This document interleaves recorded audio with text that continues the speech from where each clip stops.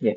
Assalamualaikum warahmatullahi wabarakatuh. Selamat pagi. Hadir kita lagi kita dalam acara diskusi santai mingguan persembahan dari Departemen Obstetri dan Ginekologi FK UNER bekerja sama dengan POGI dan ITI Surabaya dan telah hadir di tengah-tengah yaitu acara tanya apa saja dan pada minggu kali ini adalah persembahan dari Divisi Obstetri Ginekologi Sosial dan telah hadir di tengah-tengah kita pada narasumber dan moderator. Yang pertama yang berlaku sebagai moderator bagi kita semuanya, Dr. Budi Prasetyo, spesialis Obgyn, subspesialis Obgyn SOS, dan nanti ada dua narasumber, yakni yang pertama Dr. Hanifa Erlin Damayanti, spesialis Obgyn, spesialis Obgyn SOS, dan juga Dr. Muhammad Suhargono, Hud Suhargono, spesialis Obgyn, subspesialis Obgyn SOS.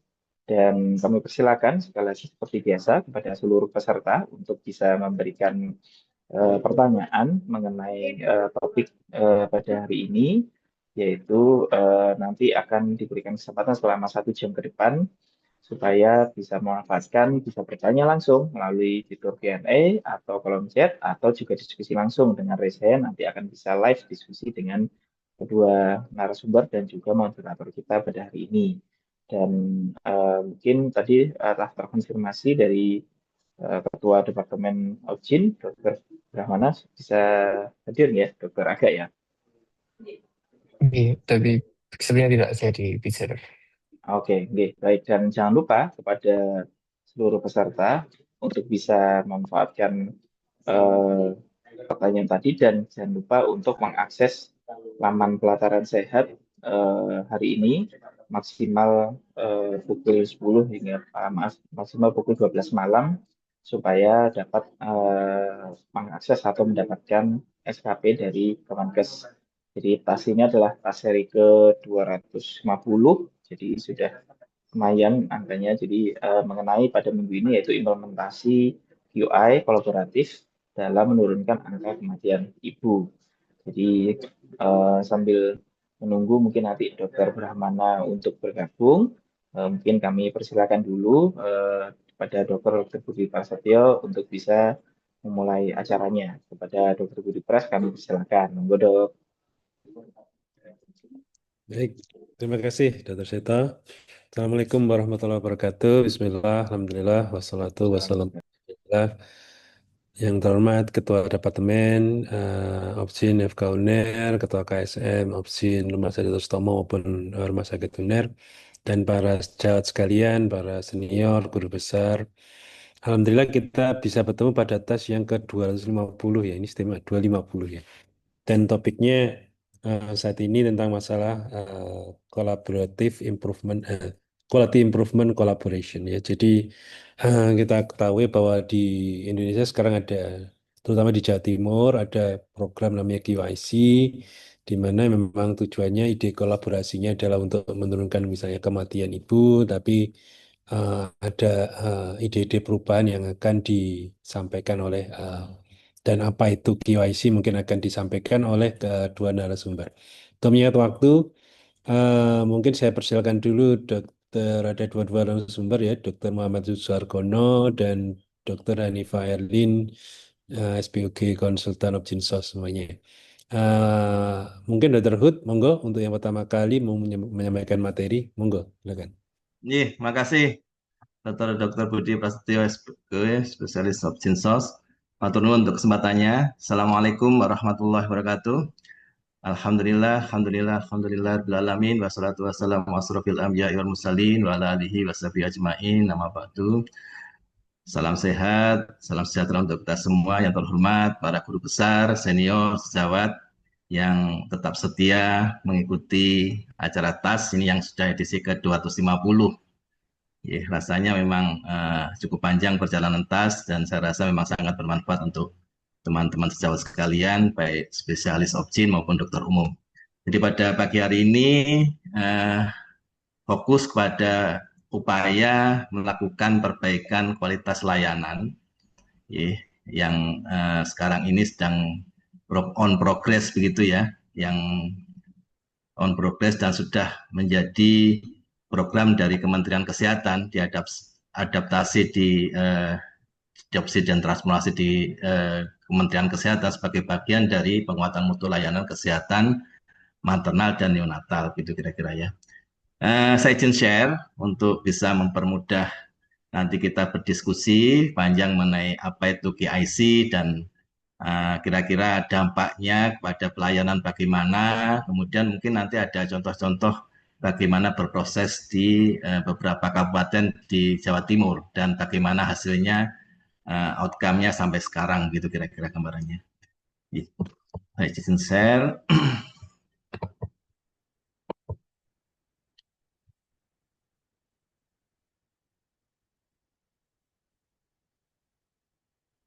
Iya, jadi pagi hari ini fokusnya kepada KIC begitu ya, kolaboratif improvement kolaboratif, karena sudah diimplementasikan di Jawa Timur, ini kurang lebih sudah masuk ke tahun keempat begitu kira-kira ya. Jadi nanti kita bisa melihat bagaimana proses itu dilakukan dan bagaimana progresnya sampai sekarang, outcome-nya bagaimana nanti kita bisa lihat dari paparan ini sedikit, nanti kita bisa berdiskusi lebih panjang mengenai apa itu KIC dan bagaimana yang sebenarnya dilakukan di daerah masing-masing gitu kira-kira. Ya, saya ingin memulai dengan ini Bapak Ibu sekalian, dengan outline kita nanti ya, ada gambaran data dan fakta terupdate di Jawa Timur, karena ini sudah awal 2026, ada data yang cukup memberikan energi positif begitu buat kita ya, kira-kira mungkin teman-teman semua, sejauh semua belum tahu ya, bagaimana potret dari AKI Jawa Timur yang terbaru begitu. Ini kemarin sudah ada data review dari Kementerian Kesehatan, dari Dinas Kesehatan yang berbasis MPDN. Nanti kita bisa lihat hasilnya, bagaimana intervensi yang tepat untuk Jawa Timur dengan melihat kondisi realnya seperti ini, apakah pendekatan intervensi yang dulu, ya, yang basisnya hanya mungkin cakupan, ya, bergeraknya kepada target cakupan, pelaksanaan program, dan sebagainya, apakah harus lebih detail lagi fokus ke intervensi yang lebih sesuai dengan kondisi yang real sekarang, gitu kira-kira ya. Karena saya rasa memang harus ada perbaikan model intervensinya, karena kita nggak bisa memakai intervensi yang lama dengan kondisi yang sekarang. Nanti ada mengapa kita memiliki KIC, begitu kira-kira, apa bedanya dengan POKI misalnya, apa bedanya dengan quality planning, quality control, dan sebagainya, sehingga nanti teman-teman bisa melihat apa itu di mana tempatnya KIC ini dalam hal untuk intervensi pelayanan. Kemudian bagaimana ke depannya membangun sustainability dari program ini, nanti mungkin disambung dengan Dr. Hanifah ya, mengenai bagaimana KIC secara teoritis dan bagaimana peran dari organisasi profesi untuk interprofesional kolaboratifnya, begitu kira-kira. IPC ini penting karena nantinya memang sustainability-nya tergantung dengan kondisi interprofesional kolaborasi yang baik, itu kira-kira. Ya, ini gambaran sekarang Bapak Ibu sekalian. Ternyata ya, hasil dari MPDN yang terbaru ini patut kita syukuri bersama gitu ya. Di tahun 2026 kita memulai dengan hal yang baik begitu. Ini sudah dikonfirmasi dengan hasil dari MPDN. Jadi memang kita sudah berhasil menurunkan di Jawa Timur itu dari 2024 menjadi dan 2025 ada penurunan yang cukup signifikan. Ini hasil MPDN ya. Dan memang nanti ada lagi review di tingkat nasional, tapi yang sekarang kita pakai memang data dari MPDN. Nggak ada laporan manual lagi begitu kira-kira. 484 menjadi 398. Kalau dilihat akinya dari per denominator Lehberts-nya per 100.000, kita ada penurunan yang cukup signifikan dari 82,5 menjadi 68,5. Ini jauh dari target RPJMD Jawa Timur begitu kira-kira ya, dan dari target dari nasional dari Kementerian Kesehatan untuk Jawa Timur. Terus 22, 168. Gitu kira-kira gambarannya. Ya, alhamdulillah, Dr. Budi muncul seperti ini ya. Ini kalau kita lihat, kemudian ini sudah dibahas di tingkat dan Pak Kadinkes sudah melihat ini sebagai bagian dari bagaimana kita mengubah pola intervensi kita, yang dulunya mungkin berbasis cakupan, mungkin mestinya harus kita rubah lagi. Memang nggak bisa hanya cakupan, karena saya yakin SPOG kita cukup banyak, teman-teman di Puskesmas juga sudah mulai melakukan pelayanan terbaiknya, ada model ANC-nya yang terpadu, dokter umum juga sudah bisa melakukan USG di Puskesmas dan sebagainya. Mestinya harus berbeda pola intervensinya.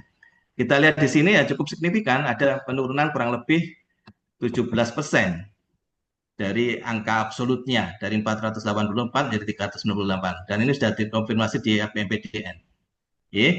Dengan model seperti ini, karena sudah di bawah 100 ya, dari targetnya 77 mestinya. Kalau kita melihat dari target SDGs ya, 2030 kita sudah berhasil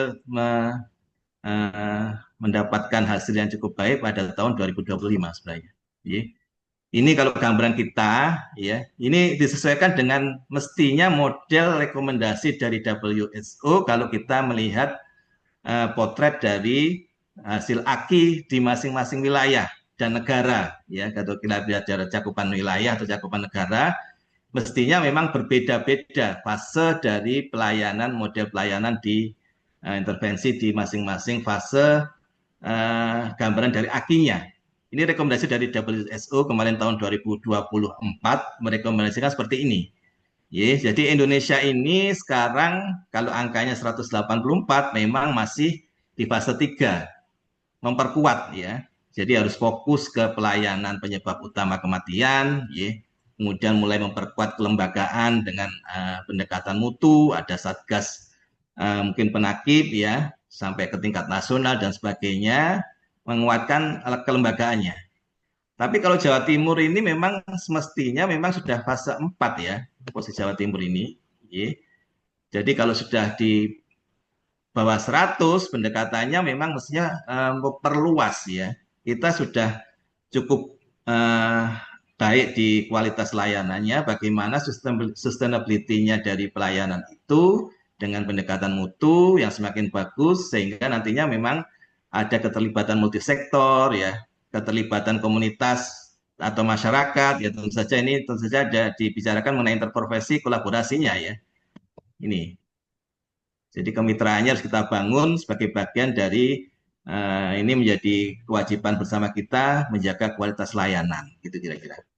Ya, kalau kita sedikit berteori begitu ya. Jadi memang pendekatan kualitas ini menjadikan kita berfokus pada bukan hanya lagi cakupan, bukan hanya ketersediaan alat kesehatan, bukan hanya ketersediaan vaskes, begitu kira-kira ya. Tapi memang harus memastikan bahwa apa yang ada itu sudah berstandar, berkualitas. Kalau menurut Jurons ya, trilogi ini ada pendekatan yang mulai dari quality planning-nya bagaimana, quality control-nya bagaimana, dan quality improvement-nya. Di mana letak quality improvement-nya itu? Kita lihat begini nanti. Jadi kalau kita lihat dalam rangka untuk memperbaiki mutu itu, ya, kita harus punya quality planning. Quality planning itu apa? Quality planning itu adalah target. Target itu apa? Target harus kita membuat standar pelayanan. Kita mestinya sudah mulai menyiapkan standar-standar pelayanan yang berbasis kualitas, ya. Kemudian ada quality control. Quality control itu ya memang nanti kita lihat standar itu pencapaiannya bagaimana. Jadi lebih ke hasil akhirnya. Kita potret pada saat itu bagaimana kondisi dari pelaksanaan dari standar itu. Quality control bisa internal, bisa eksternal. Eksternal apa? Eksternal ya mulai dari akreditasi. Ya. Akreditasi itu adalah quality control. Biasanya kita melakukan akreditasinya kan interval waktunya cukup panjang ya, 5 tahun, 4 tahun ya. Jadi ini yang menjaga kualitas layanan kita. Quality controlnya ada yang internal. Internal itu yang mulai dari rumah sakit itu punya SPI, ya, punya komite mutu dan sebagainya yang memastikan terjadinya perbaikan kualitas. Tapi memang harus ada namanya quality improvement.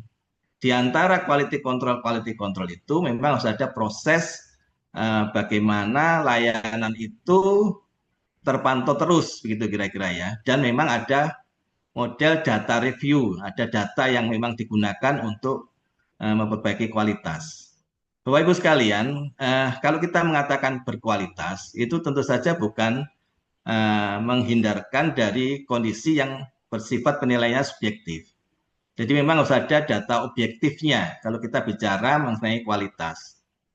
Bukan hanya kualitatif tapi kuantitatif dan objektif gitu. Dan itu kita bisa kuantifikasi, baru kita lihat gap-nya. Kira-kira pencapaiannya bagaimana sesuai dengan standarnya. Ini yang membedakan bagaimana quality improvement itu melakukan perbaikan-perbaikan layanannya. Bukan hanya, oh sudah dilakukan. Sudah kok dok dilakukan ANC trimester pertama. Berapa sih yang dilakukan USG? Berapa sih yang dilakukan pemeriksaan laboratorium, triple eliminasi? Berapa sih yang punya data dengan HP-nya? Apakah HP-nya itu sudah ditindaklanjuti bila HP-nya ada kondisi anemia misalnya? Itu namanya quality improvement. Tapi kalau cakupannya, oh sudah 80% dari ANC kita sudah dilakukan pemeriksaan trimester pertama. Tapi bagaimana kualitasnya? Apakah memang detailnya sudah dilakukan pada pemeriksaan trimester pertamanya? Itu bicara dengan quality improvement. Ini yang harusnya memang sudah mulai kita buat menjadi bagian dari bagaimana kita menjaga kualitas layanan kita. Jadi quality improvement-nya itu menjaga dari kesepakatan hari ke hari, jam ke jam, bahwa memang yang dilakukan pelayanan di Vaskes itu sesuai dengan standar. Ini yang kita harus pastikan bahwa memang terjadi perbaikan kualitas dan ada proses PDSA-nya, begitu kira-kiranya ya. Ini kira-kira gambarannya. Nah, ini kalau kita mungkin Bapak Ibu sekalian mengenal POCI ya, sebelumnya ada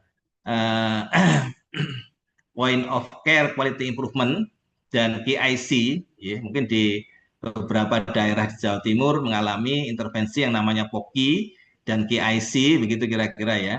Kalau POCI yang sebelumnya dilakukan pada beberapa kabupaten itu memang bergeraknya dari bawah. Jadi teman-teman di unit masing-masing di Vaskes itu berusaha memapping ya, melakukan identifikasi dari masalahnya di masing-masing unit. Jadi unit itu bekerja apa masalahnya, kemudian memprioritasi masalah dan sebagainya. Sampai akhirnya muncul ide perubahan di unit tersebut, ya. Misalnya di unit tersebut ternyata angka hipotermi pada bayinya tinggi, begitu kira-kira ya. Mulai dari data-data yang ada di situ, kemudian nanti kita lihat, oh ternyata ada permasalahan di mana, mungkin tempatnya, kemudian kesepakatan bagaimana standar pelayanannya, itu yang dilihat sebagai bagian dari gap-nya. Kemudian dicoba di masing-masing unit. Kalau KI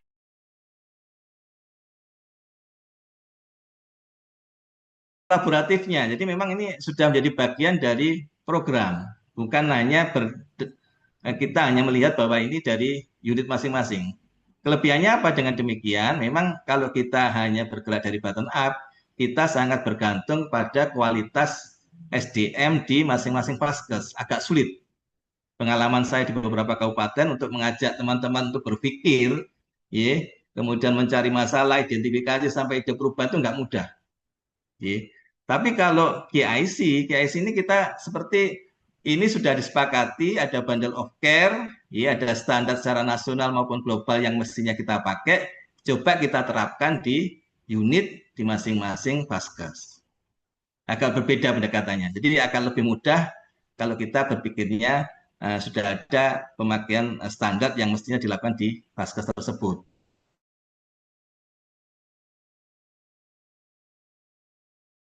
KIC lebih pada sistem di banyak Vaskes. Jadi ada yang stakeholder pengampu kebijakan yang melakukan KIC ini di daerahnya.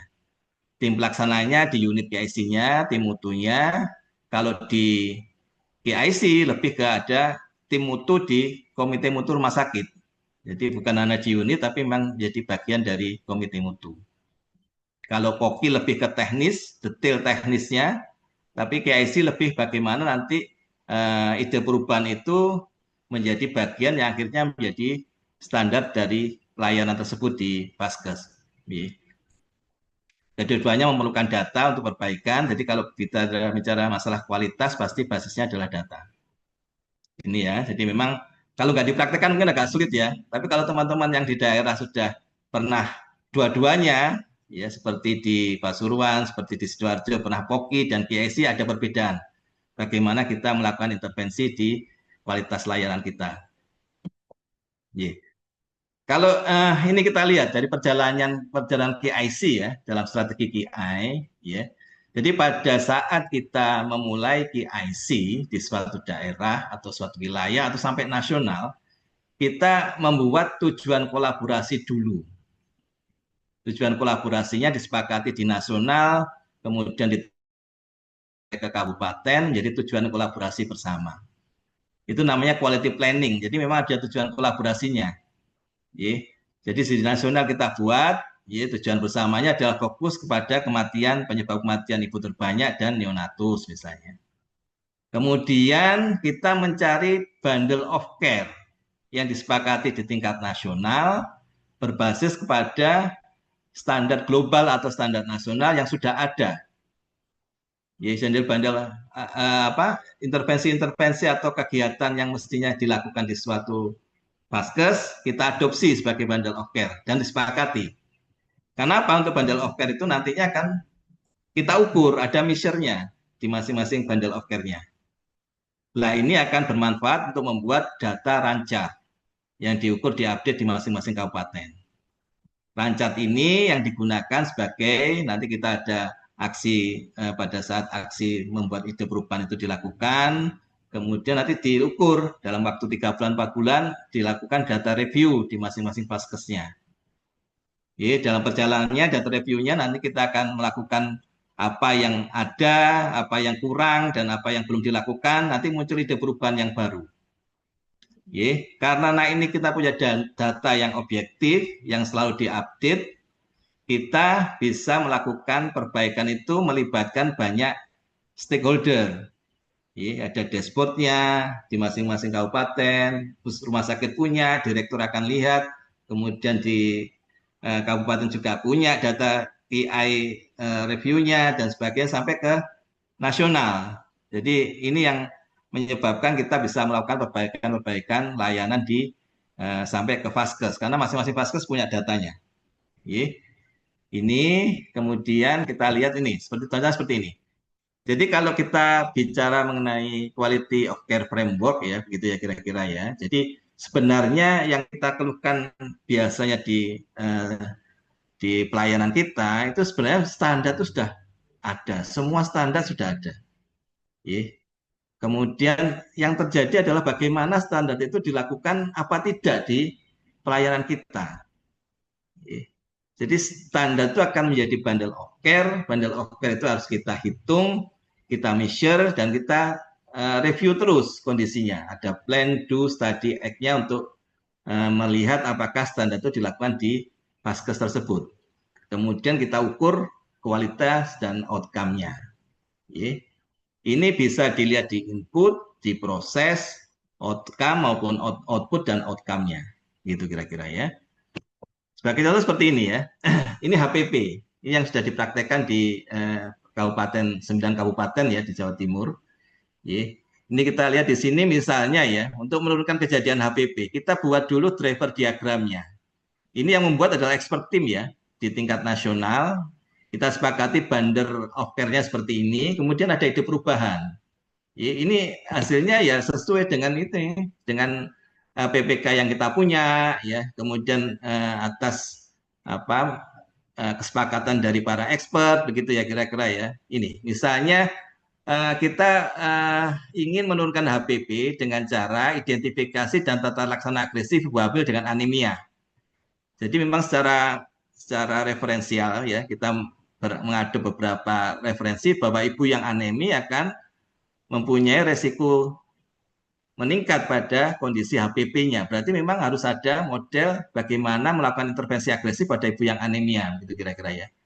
Jadi ya memang mestinya kita melakukan uji defisiensi besi pada HB yang kurang dari 11, kemudian menggunakan kode warna, transfusi, apakah itu sudah kita lakukan? Nah ini yang kita measure pada laporannya, begitu kira-kira ya. Kita memastikan bahwa memang sudah dilakukan uji defisiensi besi, pada HB yang kurang 8 kita lakukan transfusi persi, ya, kemudian ada mengadopsi juga pemberian besi parenteral pada HB yang 8 sampai 10 begitu ya. Apakah memang sudah dicoba ini? Dan bagaimana hasilnya? Kemudian kita sudah mempunyai komitmen bahwa memang perlu screening akreta misalnya. Kita masukkan screening akreta sebagai bagian dari secondary drivers-nya. Apakah itu dilakukan screening akreta di mulai trimester pertama sampai ke trimester ketiga? Ini yang harus kita lakukan pengukuran terus-menerus. Pada saat in partu pun nanti kita lihat apakah memang sudah dilakukan kondisi-kondisi yang memang memperbaiki kondisi HPP-nya, aktivasi protokol perdarahan, identifikasi dini perdarahan. Ini adalah ide perubahan yang mestinya memang sudah kita sepakati menjadi suatu bundle of care yang harus dilakukan di masing-masing Vaskes. Penggunaan asam tranexamat, apakah memang sudah digunakan di Vaskes-Vaskes itu misalnya? Apakah kala 4 itu sudah dilakukan monitoring misalnya? Ini yang menjadi ide perubahan yang harus kita ukur. Ada measurement-nya. Ada yang harus kita ukur sehingga nanti kita tahu apakah ide perubahan itu memang dilakukan. Dengan melihat itu, kita bisa melihat ya kita ukur sedemikian rupa, kita lakukan pengukuran sampai kita bisa melihat outcome-nya ya. Walaupun di sebelumnya itu memang ada model pengukuran dari penggunaan asam tranexamalnya bagaimana, nanti ada korelasinya dengan outcome-nya ini. Ya. Ini hasil akhirnya seperti ini di empat kabupaten awal ya 35 fasilitas kesehatan. Itu kita lihat penurunan yang cukup signifikan ya, ada tren yang positif dengan penurunan insiden dari perdarahan pasca salin dengan menggunakan model quality improvement itu. Kita lihat di sini ya. Ini kita lihat ada median, kita pakai median. Jadi kita melihat sesuatu perubahan itu dengan mengukur median di kejadian PPH di masing-masing kabupaten. Kalau bukan rate ya, jadi median ya. Jadi kita lihat ini mediannya dari tahun ke tahun menurun. Jadi angka PPH-nya memang secara signifikan menurun. Ya, kita bisa hanya melihat dari median aja bisa menurun. Nanti kita lihat di sini, apakah ini sudah menjadi tren yang bagus, shift ada ide perubahan yang baik, atau memang masih bergerigi. Kita membiasakan dengan racat sehingga kita bisa melihat kira-kira apa yang menyebabkan ini ada naik yang signifikan, ada yang menurun pada saat tertentu. Ini jadi bagian dari bagaimana kita memperbaiki kualitas layanan kita. Kemudian, ini dengan harapan itu angka case fatality rate-nya ternyata juga menurun terus. Berhubungan dengan kita memakai bundle of care, akhirnya angka dari PPH-nya turun dan berdampak pada case fatality rate yang menurun. 14,28% pada tahun 2025. Masih ada terjadi kematian ibu dan ini terukur. Ada kematian di sini ya. Kita lihat di sini memang ada hubungannya dengan bundle of care yang tidak dilakukan.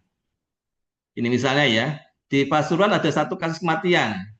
Ternyata memang pada dokumentasinya ini ada kondisi yang anemia yang tidak dilakukan perbaikan anemianya. Ya, secara retrospektif ini yang kemungkinan kalau ini anemianya kita lakukan perbaikan mungkin tidak terjadi PPH-nya. Di Sidoarjo ada 2 kasus, di 3 kasus di Notopuro 2 dan di Sidoarjo Barat 1. Ini bisa kita telusuri. Apakah kematian itu memang ada hubungannya dengan tidak dilakukannya bundle of care di pasien tersebut. Ini. Jadi ini kita bisa melihat di sana karena kita punya datanya. Ya. Nah, ini yang menjadi data review terakhir di Jawa Timur begitu ya. Jadi memang terjadi penurunan angka PPH dan kita telusuri, setelah kita telusuri memang ternyata ada kondisi yang tidak dilakukan stabilisasi pada saat prarujukan. Tidak dilakukan monitoring pada kala 4. Ini yang sudah menjadi bagian dari ide perubahan yang harus dilakukan. Tidak ada follow up pada pasien-pasien yang post MRS dengan PPH. Kemudian antenatal care yang tidak sesuai dengan standar. Ini adalah 4 temuan yang harus kita perbaiki. Gitu kira-kira gambarannya.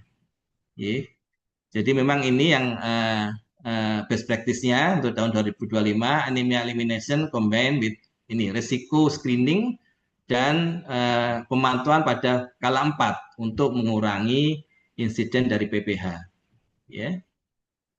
dengan ini stabilisasi, kemudian monitoring dari kala 4 dan eh, follow up pada pasien-pasien MRS diharapkan memang akan memperbaiki pelayanan dan berdampak kepada penurunan angka insiden dari PPH dan akhirnya case fatality rate-nya juga akan Baik, menurun secara signifikan.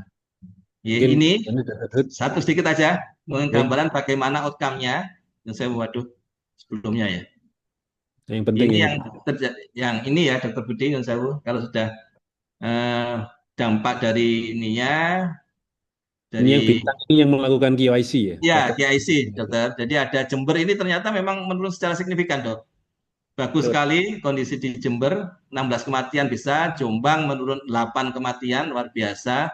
Tuban 7, Bojonegoro 6, Madiun 6, Pasuruan Sebenarnya, 5. sebenarnya kalau dibandingkan dengan yang tahun sebelumnya kan bagus, Dr. Jember Ye, ini ini penurunan ya, penurunan ini, dari 16 40 kematian. ke Iya, 28 kalau nggak salah ya, iya. 40 apa dari Luar biasa ini teman-teman dari Jember berproses dengan KIC. Jadi pendekatan mutu ini memang menurut saya memang jadi intervensi yang harus kita lakukan karena Jawa Timur tentu saja sudah tidak mengalami cakupan yang kurang sebenarnya. Kemudian rumah sakit juga tersedia cukup banyak. Jadi memang pendekatan KIC menjadi penting. Dan yang menjadi utama adalah bagaimana sustainability-nya, Dok. Jadi memang harus ada dukungan dari onset, ya. Yang sekarang ini kita ajak adalah teman-teman dari FKM Geliat UNER sebagai onsetnya dan teman-teman di pengambil kebijakan di daerah. Ada model data review-nya, pembelajaran bersama. Itu harus muncul. Karena memang harus kita pelajari capaian di masing-masing vaskes dan masing-masing wilayah.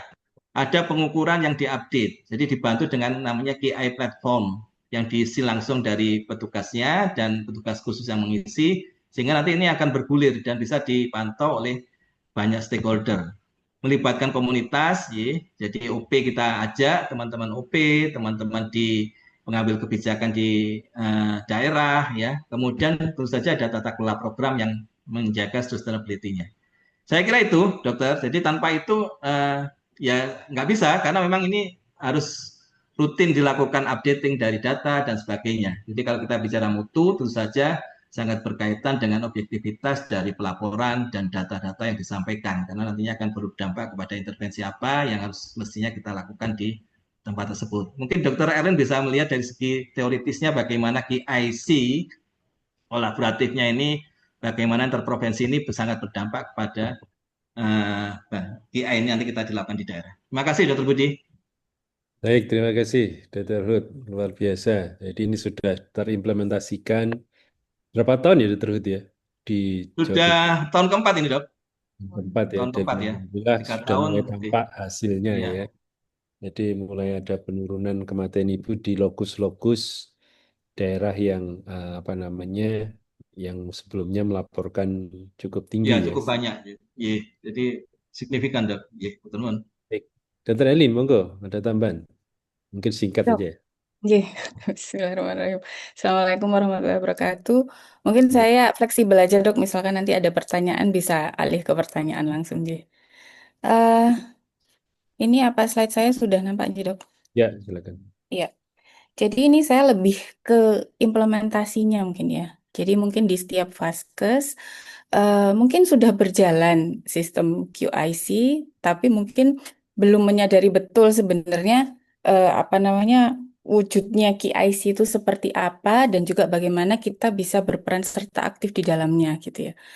Jadi seperti yang disampaikan Dokter Hud tadi, jadi QIC sebenarnya perubahan pada sistemnya gitu ya. Jadi kita tidak lagi apa namanya mel- melakukan sesuatu pada kompetensi per komponen gitu ya. Tapi melihat bagaimana komponen-komponen itu bisa bekerja bersama dalam suatu sistem yang sustain gitu. Jadi harapannya sistem ini bisa berjalan terus-menerus dan yang terjadi adalah perbaikan secara terus-menerus. Itu harapannya. Jadi di sini yang berbeda dengan kalau kita hanya melihat standar gitu ya, misalkan seperti guideline atau PPK, PNPK gitu ya, maka bisa saja diterjemahkan secara berbeda-beda gitu ya dalam implementasinya. Variasinya bisa banyak di lapangan. Jadi QIC itu salah satu dari berbagai tujuannya juga menyeragamkan. Kita juga ada timeline-nya karena ini berhubungan dengan kegawat daruratan, jadi ada batas waktunya gitu ya. Dan kemudian keseragaman tata laksana.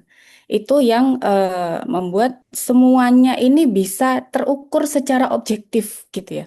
Jadi harapannya dalam kita melakukan perbaikan, rekomendasi, ini juga sangat terfokus dan indikatornya jelas. Jadi itu yang kita harapkan.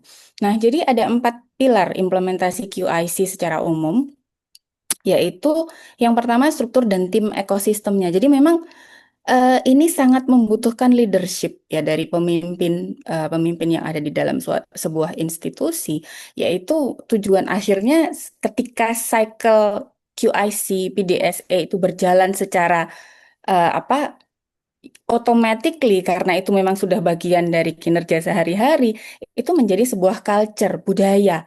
Dan itu luar biasa dampaknya untuk perbaikan kualitas layanan gitu ya. Nah, kemudian juga ada all or none care bundles. Tadi bundle yang sudah disampaikan Dr. Hood. Jadi sudah ada banyak standarnya yang bisa dicontoh sebenarnya. Dan bundle ini seragam gitu ya. Untuk semua fasilitas kesehatan, bundle tersebut berlaku untuk semua fasilitas kesehatan dan ini sistemnya adalah all or none. Jadi kalau misalkan bundle itu ada 5 gitu ya, ketika ada satu yang tidak dilakukan, maka ya ini bundle tidak terlaksana dengan baik gitu. Jadi tidak ada kriteria seperti, oh ini bagus kalau dilaksanakan 3 dari 5 misalkan. Enggak ya. Jadi all or none gitu. Kemudian integrasi dari bundle tersebut ke sistem harian. Jadi bagaimana diintegrasikan protokol tersebut, bundle tersebut, checklist tersebut di dalam alur kerja dan logistik sehari-hari, dan juga menuangkan apa namanya hasil indikatornya tadi ke dalam sebuah data grafis gitu, di mana nanti siklus dari PDSA itu kita berdasarkan run chart dan audit NIRMIS atau kematian yang dilakukan gitu ya. Nah, pilar 1 membangun ekosistem tim multidisiplin ini memang harus ada satu tim khusus rasanya ya untuk di setiap fasilitas Mungkin kesehatan. Dr. Andin Jadi, sedikit lebih cepat aja. jadi siap dok. Ya. Dan ini yang mungkin intinya harus ada manajemen rumah sakitnya yang terlibat di dalamnya. Jadi tidak bisa hanya klinisi saja. Kemudian ini menentukan indikator dan ini tadi all or none care bundles, kita juga bisa mengidentifikasi dari setiap bundle itu mana. Misalkan contohnya kalau bundle HPP ternyata yang tidak diberikan adalah antihipertensinya atau MGSO 4-nya terlambat diberikan. Itu ada ketentuannya. Jadi waktu mungkin indikatornya yang ditentukan waktu antara mulai terdiagnosis PEB dengan pemberian MGSO 4. Nah, itu. Jadi ini ada pengukurannya dan diharapkan 100% kepatuhan. Jadi contohnya seperti ini. Jadi all or none gitu ya. Jadi kalau ada bundle PPH misalkan, 4 ini harus terlaksana semua. Jadi itu yang dikatakan sebagai bundle sudah terlaksana gitu. Jadi kalau ada satu yang miss, ini masuknya ke chart itu bandelnya tidak terlaksana gitu ya. Nah, ini juga sama kalau ini bandel untuk intrapartum dan neonatus resiko tinggi, ini juga sudah ada standarnya. Ini contohnya untuk yang HPP gitu ya, pemberian uterotonik tepat waktu, penilaian objektif jumlah perdarahan, ini harus tertulis gitu ya. Kemudian juga kalau kita mau eskalasi gitu, misalkan sampai kapan kita uterotonik gitu, itu ada apa namanya aturannya. Jadi misalkan setelah pemberian uterotonik berapa menit atau sebanyak perdarahan apa, maka itu harus eskalasi. Nah itu ada gitu di situ aturannya. Nah ini mengendalikan waktu krisis ya, bagaimana bandel itu berperan.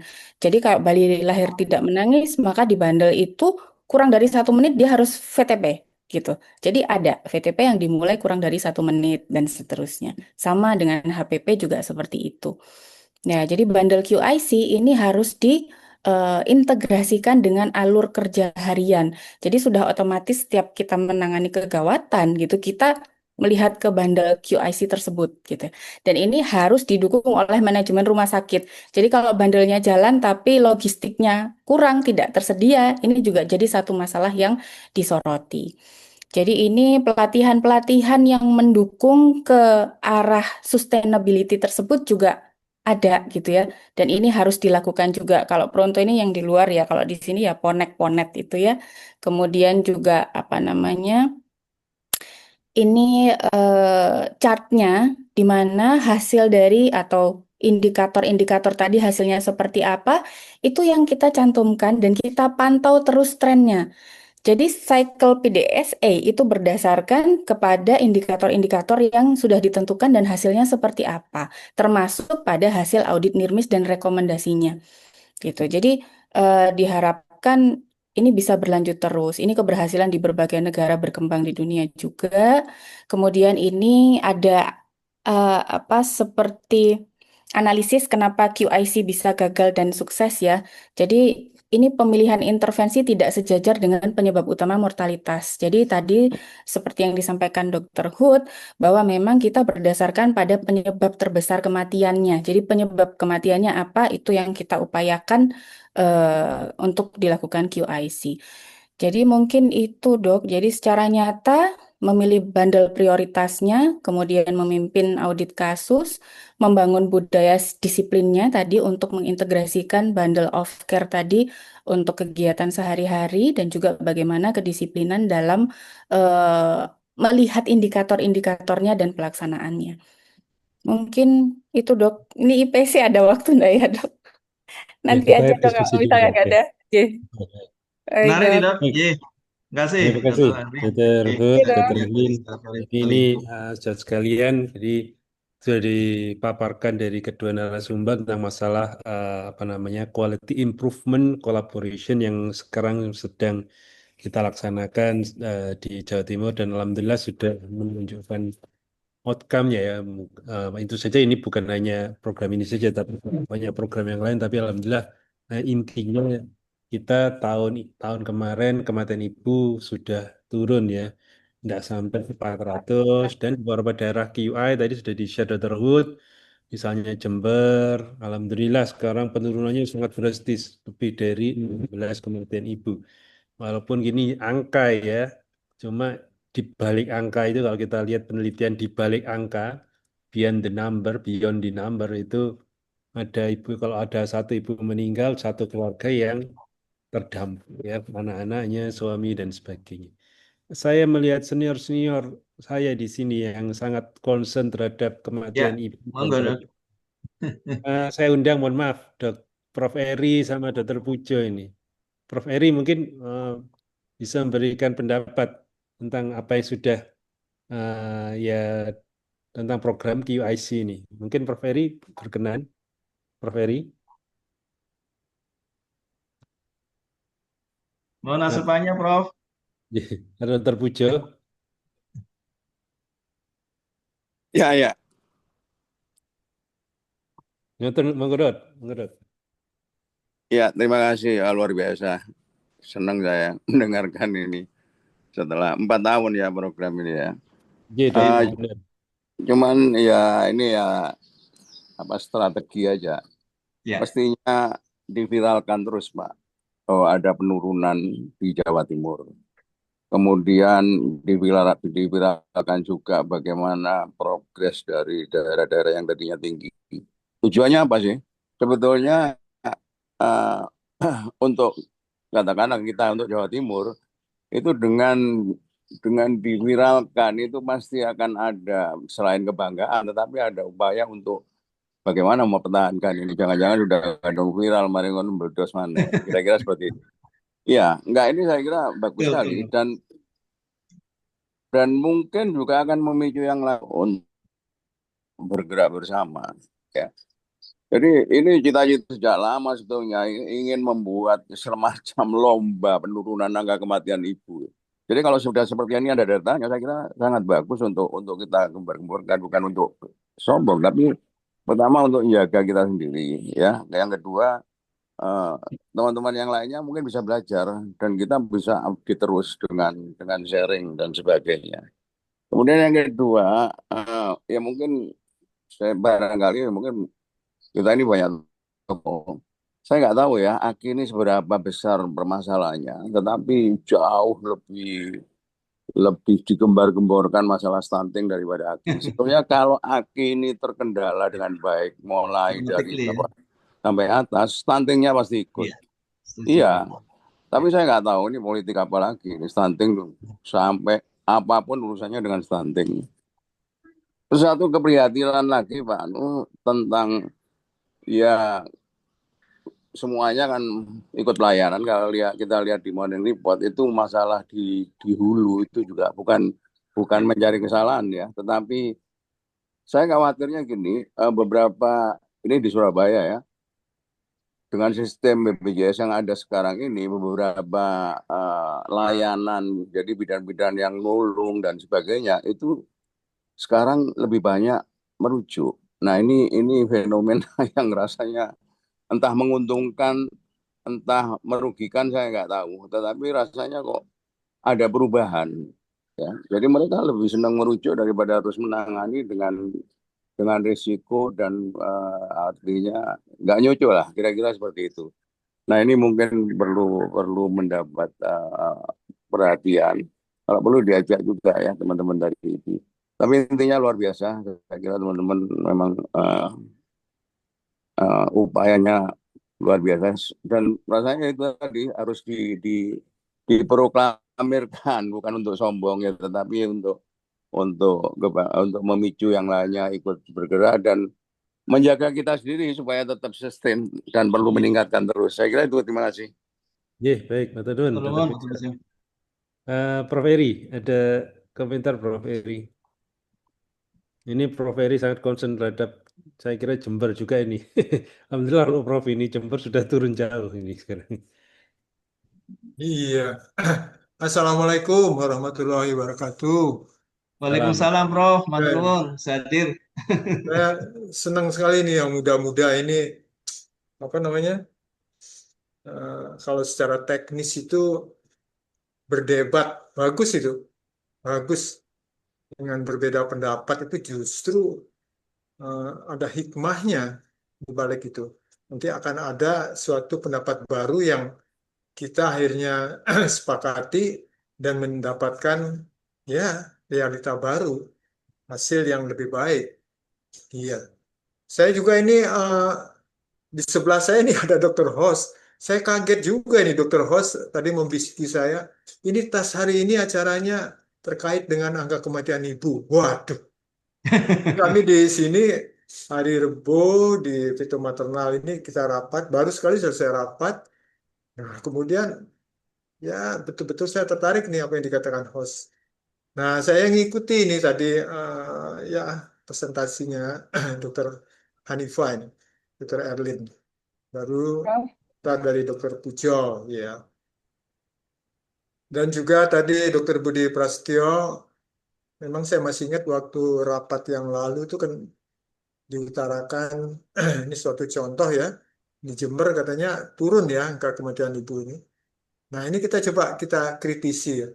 Saya belum bisa menangkap sepenuhnya tadi presentasi itu, tetapi pada prinsipnya ya apa namanya at the glance logical ini ya, I think just ini suatu inspirasi baru ini memang harus demikian. Apalagi kita ini kan mengklaim sebagai ilmuwan ini memang harus tidak pernah berhenti belajar gitulah prinsipnya itu. Nah, sekarang mungkin sudah sampai di mana ininya ya, aplikasinya itu apa terus tadi saya melihat di 5-6 slide dari Dr. Herlin. Mungkin siapa Dr. Hood? Apa Dr. Hood tampilkan yang tadi penurunan rancapnya tadi dari Jember mungkin Dr. Hood. Dari Jember ya. Jadi begini Prof, memang teman-teman di Jember ini luar biasa menurut saya karena memang yang perlu dikuatkan di teman-teman Jember itu bukan pada ketersediaan cakupan fasilitas kesehatannya ya, kemudian juga dari tenaga kesehatan dan sebagainya. Ternyata memang dengan pendekatan memastikan bahwa standar pelayanan itu dilakukan dengan melakukan pemantauan rutin, data reviewnya, kemudian dilakukan memangnya sudah dilakukan apa, kemudian ada prosentasenya, kita lihat kenaikan trennya, kemudian shift-nya bagaimana, apakah memang ada astronomikal angka-angkanya itu penyebabnya kualitatifnya apa itu muncul dong, Prof. Jadi memang ini yang menyebabkan teman-teman di Jember itu mendapatkan insight bagaimana memperbaiki kualitas layanan di sana. Jadi akhirnya memang teman-teman di dinas kesehatannya juga berproses untuk memastikan bagaimana standar itu dilakukan. Yang gampang saja, Bro, misalnya pemberian asam tranexamat. Ternyata ini sudah lama ya, asam tranexamat mestinya menjadi bagian dari pelayanan, tapi ternyata memang nggak dilakukan di sana, masih banyak hal-hal yang perlu dikuatkan. Ini yang menyebabkan tidak ternyata yang bagus itu tidak dilakukan. Kemudian screening anemia misalnya, Bro. Ternyata memang kita sudah mempunyai standar di ANC trimester pertama untuk bagaimana melakukan uji defisiensi besi di tingkat vaskes primer. Itu tidak dilakukan. Jadi memang ini yang mestinya kecil ini yang kita pantau terus, kita lihat angka cakupannya, angka pencapaiannya, dan ini ternyata berdampak kepada hasil akhirnya, outcome-nya. Dengan pendekatan yang memang, kalau Prof. Lila ini kan sebenarnya kematian ibu itu ya, prosentase besarnya itu sebenarnya preventable death ya. Preventable death itu artinya apa? Karena memang ternyata banyak standar yang ternyata masih luput dilakukan kalau kita retrospektif ke belakang. Ya ini ada angka-angkanya Prof. Dari kebetulan saya nggak bawa ini yang dari Jember ada teman-teman Jember itu angka anemianya sudah berkurang, kemudian penggunaan asam tranexamat meningkat dan sebagainya. Kala empatnya dilakukan, monitoring dengan baik, stabilisasi prarujukan itu ada angkanya tersendiri. Ini yang poin-poin yang sepertinya sederhana, tapi yang sebelumnya nggak dilakukan, muncul pada saat dilakukan data review-nya. Dan ini perbaikan, dan 4 tahun ini cukup lama untuk melakukan perbaikan layanannya. Saya kira gitu, Prof. Jadi memang detail-detailnya, nyun sewu, Prof. Jadi ini memang ada inovasi-inovasi yang mungkin butuh kolaborasi dengan para expert ya. Mungkin ada hal-hal yang baru yang bisa dimasukkan di sana, yang ide perubahannya itu bisa kita coba, Prof. Jadi ini kita coba dulu. Jadi kalau ada ide perubahan yang baru kita coba di sana, dan kita nanti akan melihat hasilnya dengan lancar. Jadi enggak standar yang sudah ada mungkin dari teman-teman veto maternal bisa dimasukkan di sana, kemudian nanti kita coba. Salah satunya yang baru, Prof, mengenai shock index. Shock index sebagai screening untuk screening untuk perburukan kondisi shock, ya, yang sebenarnya Vigo itu sudah merekomendasikan untuk memakai shock index ini sebagai bagian, dan mungkin ini alarm juga memakai shock index ya, Prof ya. Ini ternyata masih belum banyak yang dipakai. Ini bisa menjadi ide perubahan untuk bagaimana teman-teman di vaskes primer itu bisa mengidentifikasi kondisi shocknya, mulai resusitasi dan kapan merujuknya. Nah ini sudah dicoba di beberapa kabupaten untuk shock indeksnya. Ide perubahan baru ini yang kita cobakan dulu di vaskes itu. Mungkin ada beberapa hal inovasi-inovasi yang baru, Prof. Jadi hal updating yang mungkin bisa dimasukkan ke sistem strategi untuk quality improvement ini yang harus kita coba di kabupaten itu, sehingga memastikan memang terjadi perbaikan layanan. Jadi KI itu bukan suatu hanya menerjemahkan dari standar yang sudah kita punya, standar nasional, dan memastikannya itu menjadi bagian dari layanan. Tadi Dr. Erin juga melihatkan bahwa ini memang harus menjadi budaya pelayanan dan sebagainya, harus disinergikan dengan kondisi realnya di lapangan dan sebagainya, ini menjadi penting. Jadi kadang-kadang kita membuat standar tapi lupa bagaimana pelaksanaannya di lapangan. Saya kira itu mungkin, Prof. Matur nuwun. Mungkin Dr. Elin bisa menambahkan dulu. Ampun, Dok. Mungkin saya ini ya, aduh, alhamdulillah senang saya ini diskusi gini. Saya respon ya, insya Allah lah. Mungkin saya coba ya merangkum mungkin 5 poin lah. Jadi poin pertama pada prinsipnya ini, kalau saya sederhanakan itu memang monitor yang terus-menerus. Nah ini ya, tidak pernah berhenti ini, ya betul ini. Kemudian yang kedua, kita mulai dulu dengan yang classic problem ya, yang mulai dari Bu Puji Rohyati sampai sekarang itu kan tidak berubah kan. 3 utama itu adalah perdarahan, infeksi, dan preeklamsi ya, terkait dengan mortalitas ini ya. Nah mungkin dari yang classic ini ya, ini kita rebuild ya, kita bangunkan lagi ini. Sebab tadi Anda sudah mencontohkan kok ada sinyal yang bagus ini, good news di Jember, terjadi perubahan yang membaik kan demikian kan. Jadi tadi yang klasik itu misalnya tadi Anda mengatakan shock index, nah itu kan terkait dengan HPP ya. Kemudian preeklamsi, kita teringat dengan ya yang paling gampang ibu ini sudah termasuk high risk Ya, dia screening awal, Prof. complicated Betul. preeklamsia Ya, kan. Misalnya orangnya obese atau kemudian terjadi apa namanya perubahan blood pressure pada waktu posisi MAP, betul. ini Iya. ya MAP tadi. Kemudian juga jangan lupa ilmu itu terus berkembang. Ya. Salah satu contoh yang bagus itu saya baru selesai uji S3 di Jogja itu. Kalau ibunya preeklamsi, odd ratio ke anak perempuannya, jadi odd ratio ke anak perempuannya, nanti kalau hamil itu 5,5 untuk mendapatkan preeklamsi. Kemudian Tinggi. belum berhenti di situ. Kalau ke cucu perempuan itu 3,5.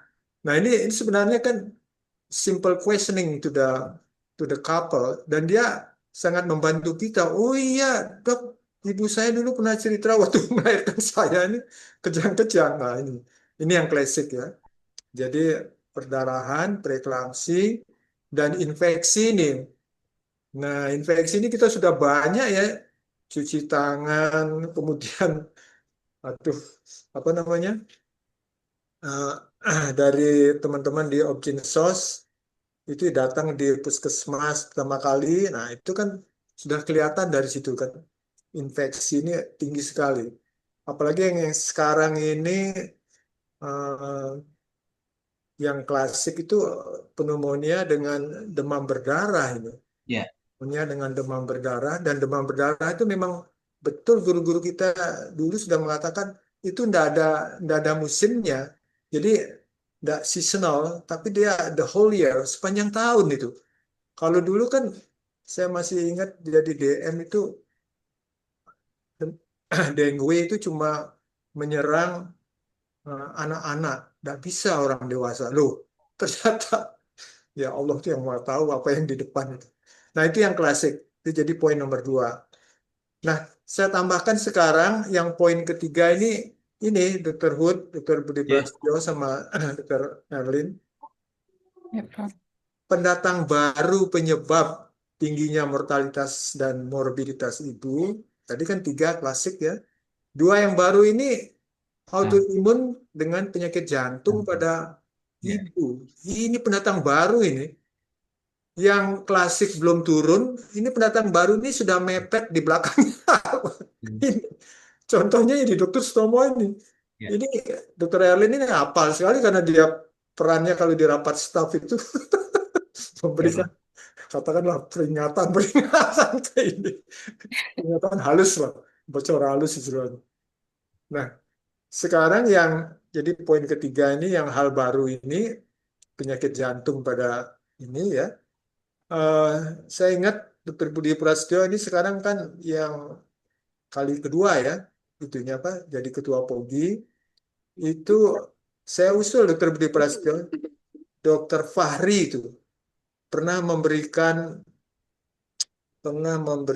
konseling ke forum ya bahwa nah ini tantangan kita yaitu anak-anak remaja yang nanti akan nikah ya. Nah, ini konselingnya di sini kan harus mengevaluasi kapan boleh hamil.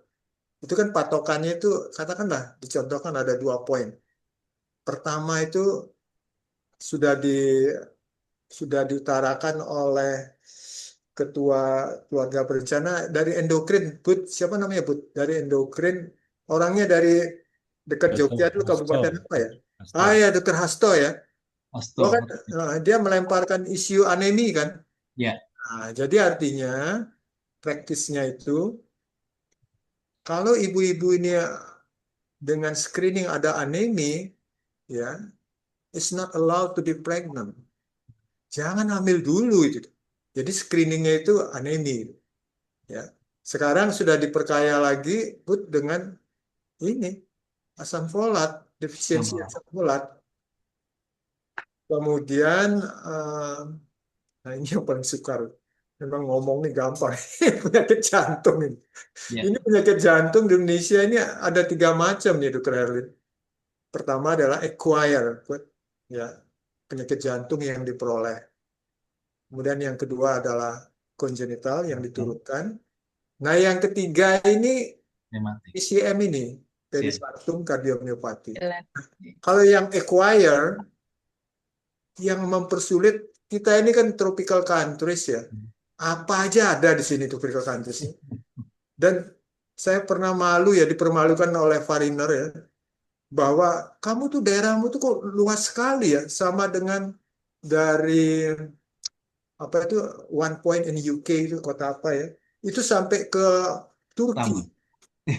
Istanbul. Saya malu ya digituin sama orang. Jadi kita dari Sabang sampai Merauke itu sama dengan dari Glasgow di UK itu sampai Turki Eropa atau Turki Asia. Astagfirullah, daerah saya kok luar biasa ya. Kan 95 derajat bujur timur sampai 114. Yap. Nah, itu penyakitnya, yaitu yang tadi saya katakan acquired cardiac disease itu adalah penyakit autoimun.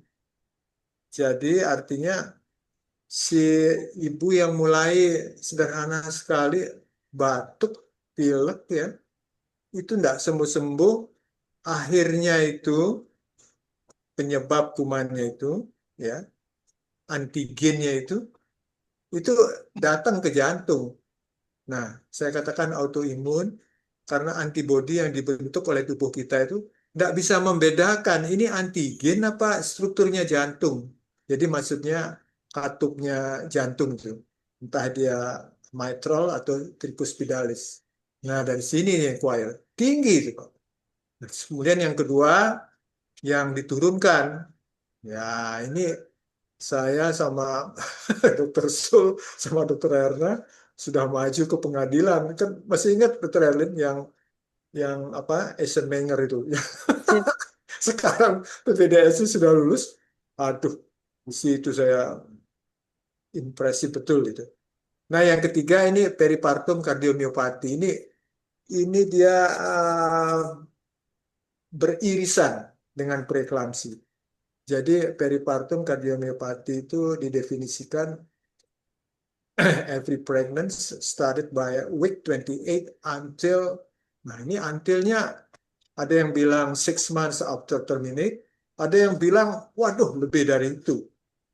Nah, terus ada penyakit yang ini masih poin yang nomor 3, masih termasuk pendatang baru. Ini saya ingat Dr. Hoss ini di sebelah saya. Ini beliau ini kan focusingnya di obes dan diabetes. Lah ini termasuk ini apa namanya penyakit lama yang datang baru lagi itu udah Hoss ya. Jadi penyakit lama tapi dia datang baru. Tuh namanya apa istilahnya? New emerging disease ya, tapi dia penyakit lama itu sebenarnya. Jadi artinya kan Dr. Herlin, data-data kita di Dr. Stomo dan semua rumah sakit sekarang mesti minimal sepertiga ibu hamil itu obes gitu. Apalagi pakai kriteria Asia. Kalau obesnya kriteria yang ini yang Western people itu kan 20 sampai 24 ya. Di atas 24 itu baru overweight, kemudian di atas 30 itu obes. Tapi kalau pakai kriteria Asia itu lebih rendah. Nah, kita ini obes ada, tapi BMI-nya yang 14 juga ada. Dia yang paling megang datanya sama Rizkin. Jadi orang yang sebenarnya tidak layak hamil ya itu dia. Itu kelanjutan. Nah, nomor 4, nomor 5, nomor 4, saya khusus ke Dr. Budi Prasetyo. Beliau ini sudah menjabat yang kali kedua, dan saya lihat sudah dapat mobil dinasnya juga baru lagi. Wih, padahal saya juga deg-degan nunggu mobil dinas karena saya duduk di bagian apa penasehat. Ini bisikannya Prof. Dikman loh. Eri, kita nanti dapat mobil dinas loh. Nah ini tuh Budi Prasetyo ya kan waktu di mana itu. Saya usul, Bud, ini konsep yang Anda menjadi acara di TAS ini harus menjadi ini apa? Program resmi aja di POGI Surabaya ini ya. Jadi kalau sudah program resmi, kita harus berani ini, Bu. Menurut saya harus berani dibuat timetable-nya. Jadi kan Dr. Budi Prasetyo kan mulai 2026 sampai 2029. Itu kita beranikan aja lah. Kenapa nggak berani sih?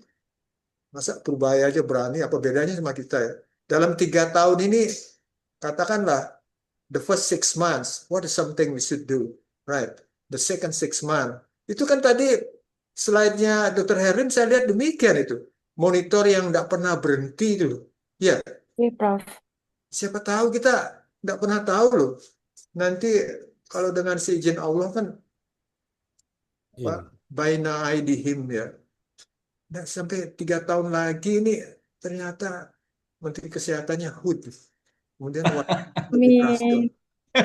Loh, siapa sih? Kita kan ini kan ilmuwan ini kan. Ya, Prof. Hanya sekarang udah dapat kesempatan. Apa ya? Masa kalah sama yang dari Solo ini? Ya enggak? Pak Eri. Jangan rendah hati, Pak. Kita ilmuwan. Iya. Baik, poin itu tadi poin nomor 4. Iya. Poin yang terakhir ya, saya usul secara teknis. Katakanlah ini Anda pemunculannya ini seperti film sinetron seri pertama, tolong dilanjutkan seri kedua ya. Kemudian usulkan ke siapa? Dr. Seto ini kata salah. Ya, Seto. Ya, Seto, saya usul langsung ya ke Anda. Coba ini nanti kayak sinetron seri kedua ya, atau drakor lah, drama Korea. Ini Iya, Prof. bagus nggak? Ya, Prof. Ini belum semuanya di ini kan. Ya, Iya. ya sampai di situ dulu. Nanti Terima kasih, Prof. nanti Ya, musuh Prof. saya Atur yang nuhun sangat. Atur nuhun, musuh iya. saya yang sejati ini yang bapaknya Gala ini dengar terus, wah ini musuh saya ini, musuh sejati. Terima kasih. Saya Baik. yang terima kasih betul. Terima kasih, Baik. Prof. Iya, Terima kasih, Pak. untuk masukannya luar biasa. Sarannya insya Allah Iya. kita Ini perhatikan. emerging Ini disease. ada saran Ya, dari ini Dr. Prita. Baik, Dr. Prita, ini kita perhatikan benar tentang masalah penulisan buku KIA maupun pemeriksaan anemia. Dan sekedar info saja, insya Allah kita berupaya untuk memasukkan pemberian zat besi parenteral ini di Ornas ya, harapannya bisa diberikan pada pasien-pasien yang membutuhkan. Mungkin mohon maaf ini karena sudah lewat 10 menit. Terima kasih Dr. Hu, Dr. Erlin, Prof. Eri, Dr. Pujo. Nanti sesuai dengan pesan Prof. Eri, kita lanjutkan aja nanti di seri kedua ya. Karena Detailing ini mungkin, Prof. Pak Budi usul ke detail ya, jadi mungkin bagaimana ya, Iya. nanti detailing kita aja. lihat dan tantangan Prof. Eri nanti dalam waktu 6 bulan mungkin ya kita akan melihat lagi. Saya kira nanti kita bisa mengusulkan juga Dr. Hood mungkin ada penambahan area ya. Kan Ya. ini kan 6 kabupaten kota kalau nggak salah ya. Berapa nih? 9 sekarang. 9. Ya, Iya. mungkin nanti. Tapi saya lihat kemarin di Jember sudah berproses dari 3 puskesmas akan dilanjutkan ke mungkin 11 atau 12 kalau nggak salah. Jadi harapannya nanti bisa seperti tadi Prof. Eri bisa atau produk terpuji dari mempromosikan dan hasil baik ini bisa diperluaskan ya, dipromokan. Baik, matur nuwun Dr. Hud, Dr. Elin, Prof. Eri, Dr. Pujo, kami kembalikan ke Dr. Seto. Assalamualaikum warahmatullahi wabarakatuh. Waalaikumsalam. Waalaikumsalam warahmatullahi wabarakatuh. Matur sangat Dr. Budi, Dr. Erlin, Dr. Hood, dan spesial ini ada Prof. Eri dan Dr. Pujo tadi. Semua pembahasan, nggak semuanya, karena kalau semuanya selesai nggak akan ada rencana part 2 gitu ya. Jadi nanti ada sequelnya untuk judul, untuk implementasi QI kolaboratif ini. Jadi nanti monggo nanti dari divisi dari obstetrik, gynekologi sosial, obstinsos untuk nanti menjadwalkan pembahasan lanjutannya di agenda tas berikutnya. Jadi terima kasih, kami akhiri. Dr. Assalamualaikum Seto, warahmatullahi wabarakatuh. Dr. Iya, Prof. Seto, Iya, Prof. ini Iya, sampai Prof. overtime 11 menit loh. Karena bagusnya. Saya biasanya Iya, kalau Prof. tas overtime tuh ditegur sama Seton. Tapi kalau ini enggak ini. Wah, ini. Iya, Prof. Ini udah Iya, Prof. 11 nanti tabrakan. Nggih, matur nuwun sangat. Terima kasih. Kami akhiri. Wassalamualaikum warahmatullahi wabarakatuh. Matur nuwun. Waalaikumsalam, Terima matur kasih. nuwun, Bro Ferry, masukannya. Dr. Budi, Dr. Bud, Dr. Halid. Terima kasih, teman-teman, Prof. Mantap.